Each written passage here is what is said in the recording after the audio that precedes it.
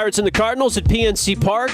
Biggest series in PNC Park history. It starts tonight. 5-game set. Ken Laird, Guy Junker, and bring him on as the headline at Trib Sports Today, Guy. There were some big series in the September of '97 too. They weren't eliminated the final week of the season. That was a lousy division that year. It's a great division this year. That's the difference.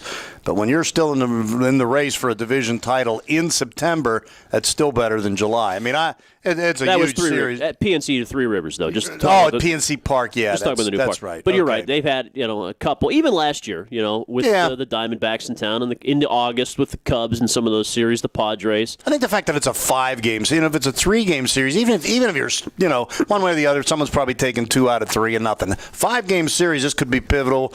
You lose 4 out of 5 here, you're probably done. You win 4 out of 5, I think the city will be going crazy. Pirates play the Cardinals 14 times between now and the end of the season. They finish up a weekend where they actually gain a game on the Redbirds, despite losing 2 of 3 in Miami. Are you feeling glass half full or half empty about that? Well, it's half. It's half. It's half. Half full and half empty. You said it perfectly, setting up the weekend before we broke. This was a good time to make a move. With the Reds on the road in Los Angeles, where the Dodgers had won, I believe, 23 of 29 going into that series, with the Cardinals having to travel to play the Braves. Cardinals have the most road wins in the league going into that series, and the Pirates playing the worst team in the league. You look like a chance to make up some ground. Technically, they make up a half game on the Reds, who lose 3 out of 4, and they get pick up a full game on the Cardinals, who lose all 3. It's a bad taste in your mouth losing 2 out of 3 to the worst team in the league. You can't, if you're going to be a division contender, Ken. We mentioned exactly a third of their games after the All-Star break were against the Reds and the Cardinals. They can't lose series to the Cubs, which they did before the All-Star break, to the Marlins. I'm not saying you can sweep them. That's a hard thing to do, but you can't lose 2 out of 3. Those are the series you've got to take advantage, because you're gonna take your lump of coal while playing these top teams. Well, I agree. They're losing a lot of close games here of late. They were 5-5 on the road trip to start the second half. The 5 losses on the road trip by a total of 8 runs. They look like a team against some subpar teams. Obviously, some good teams in there too, but they look like a squad that's losing a couple of games. If they could get some help with a bat or two, they need to do so. They've got 3 days to decide how much they want to give up and go aggressively after an Alex Rios or an Nate Shearholtz. Will that make a difference in losing 2-0 to Henderson Alvarez in a game against the Marlins yesterday against obviously a good young pitcher in Jose Fernandez? I don't know, but you've got to try, because as they're presently constructed, Guy, we see too many game recaps where they have allowed the opposing pitcher to set a career high in strikeouts. And does that just drive you crazy? Look, his kid looks fantastic. That game was 2 hours and 11 minutes. The two of the top 14 picks from the draft 2 years ago pitching ahead. Very interesting.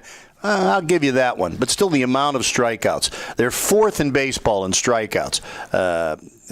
You look at most of the teams that are up there in total strikeouts, and their last place teams, or they're terrible teams. The Astros leading all of baseball. Atlanta's one other team with a ton of strikeouts, but they've walked almost 100 more times than the Pirates. So the strikeouts kill you. They don't take advantage. Even yesterday, they were lucky. They should have scored that run on the ground ball. After stealing third base and being aggressive, Russell Martin stands pat on a slow ground ball.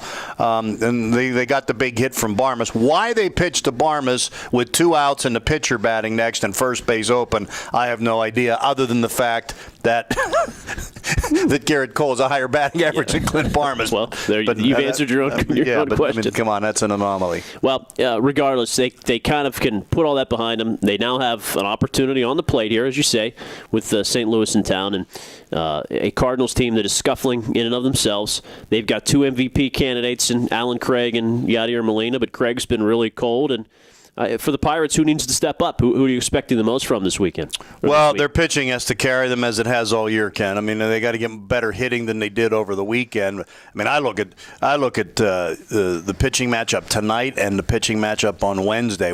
Locke and Wainwright. I mean, you have 2 games in this series where both pitchers have very good records, more than 20 wins combined, and where both pitchers have ERAs under 3.